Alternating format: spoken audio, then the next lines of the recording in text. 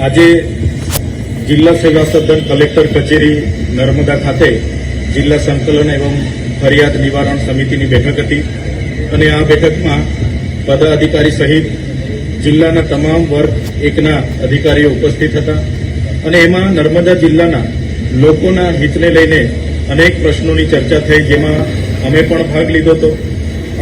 જે પ્રકારે અમે ભાગ લીધો એમાં નર્મદા જિલ્લામાં જે પોષણ સુધા યોજના અંતર્ગત જે આંગણવાડીમાં મેનુ કયા પ્રકારનું છે એ બાબતનો પ્રશ્ન હતો. ત્યારે એ મેનુ અને એક વિદ્યાર્થી દીઠ, એક બાળક દીઠ કેટલી રકમ સરકાર દ્વારા આપવામાં આવે છે, તો 25 રૂપિયા જેટલી રકમ આપવામાં આવે છે અને એના જે મેનુ પ્રમાણે એના જે દર અઠવાડિયે એમને પીરસવાનું હોય છે એ બાબતની અને એમના જે ફૂડ બિલ છેલ્લા 3 થી 4 મહિનાથી પેન્ડિંગ છે એને સત્વરે એનું નિરાકરણ આવે એવી વાત કરી છે. એની ગ્રાન્ટ હાલમાં નથી, ગ્રાન્ટ આવે એના ચૂકવણા થશે એવું જણાવવામાં આવ્યું છે. એક પ્રકારે નર્મદા જિલ્લામાં એને ખેતીની જમીન કેટલી એને કરવામાં આવી છે, એમાં 72 કેટલી એને અને વેચાણ કરવામાં આવી છે એ બાબતની પણ આજે ચર્ચા થઈ છે. એક પ્રકારે નર્મદા જિલ્લામાં આદિમ જૂથના વર્ગ ઉપર જે આવાસની યોજના છે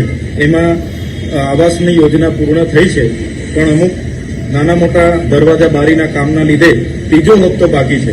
તો એની પણ માન્ય નિયામકશ્રીએ કીધું છે કે માર્ચ એન્ડિંગ સુધીમાં એમને પણ ત્રીજા હપ્તા પણ ચૂકવણા કરવામાં આવશે. જ પ્રકારે પ્રધાનમંત્રી આવાસમાં ત્રીજો અને ચોથો હપ્તો જે બાકી છે, તો જેટલા પણ લોકોના પૂર્ણ થયા છે એમને પણ ત્રીજો અને ચોથો હપ્તો ચૂકવવામાં આવશે એ બાબતની ચર્ચા થઈ છે. એ જ પ્રકારે ઉચ્ચ અભ્યાસ કરતા વિદ્યાર્થીઓને જે પોસ્ટ મેટ્રિક શિષ્યવૃત્તિ મળે છે એમાં અનુસૂચિત જાતિ, અનુસૂચિત જનજાતિ એમાં 8,100 અરજીઓ મંજૂર કરવામાં આવેલી છે જિલ્લામાં.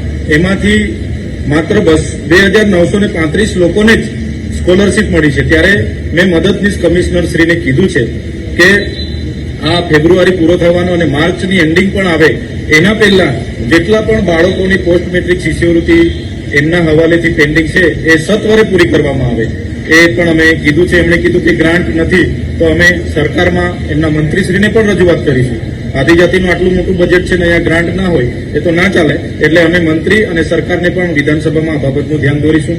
એ જ પ્રકારે કુંવરભાઈ મામેરામાં પણ 511 જેટલી અરજીઓ મળેલી છે, એમાં 363ને મંજૂર કરવામાં આવી છે અને બીજી પૂર્તતા છે એ પણ માર્ચ એન્ડિંગ સુધી પૂર્ણ થાય એ અમારી આજે માંગણી હતી. એ જ પ્રકારે ડેડિયાપાડા તાલુકાના સગાઈ રેન્જમાં આવતા અરેઠી ગામમાં વીજ કનેક્શન મેળવવા માટે ફોરેસ્ટ વિભાગ દ્વારા એમને પાણીપત્રકના દાખલા આપવામાં નથી આવતા, એ પણ આપવામાં આવે એની પણ આજે વાત કરી છે. વન વિભાગનું જેટલું પણ કામ હોય એ ચાહે વન તલાવડી હોય, એ ચાહે વૃક્ષારોપણ હોય, વનીકરણ હોય, એમાં મશીનરીની જગ્યાએ માનવીઓને જ્યાં પણ માણસો છે એમને રોજગારી પૂરી પાડવામાં આવે એની પણ આજે ડીસીએફ સાહેબ સાથે ચર્ચા થઈ છે. એ પ્રકારે જે ખામથી ગાળદા, ડેડિયાપાડાથી ચીકદા, શંભુનગરથી ડેડિયાપાડાથી માલસામોટ રોડ પરના બ્રિજો અને ફુલસરથી દુથર જે વન વિભાગ દ્વારા કામો અટકાવવામાં આવ્યા છે એમને પણ 2 દિવસની અંદર ચાલુ કરવામાં આવશે એવી માન્ય ડીસીએફ શ્રી દ્વારા અમને બાહેધરી આપવામાં આવી છે. આમ નર્મદા જિલ્લાના વિકાસ માટેના એમના કોઈ યોજનાકીય રીતે જે પણ કામો અધૂરા છે, અટકેલા છે, માર્ચની અંતિમ સુધીમાં બધા પૂર્ણ થાય એ પ્રકારની રજૂઆત અમે જિલ્લાના વહીવટી તંત્રને આજે સંકલન બેઠકમાં કરીશું. ધન્યવાદ.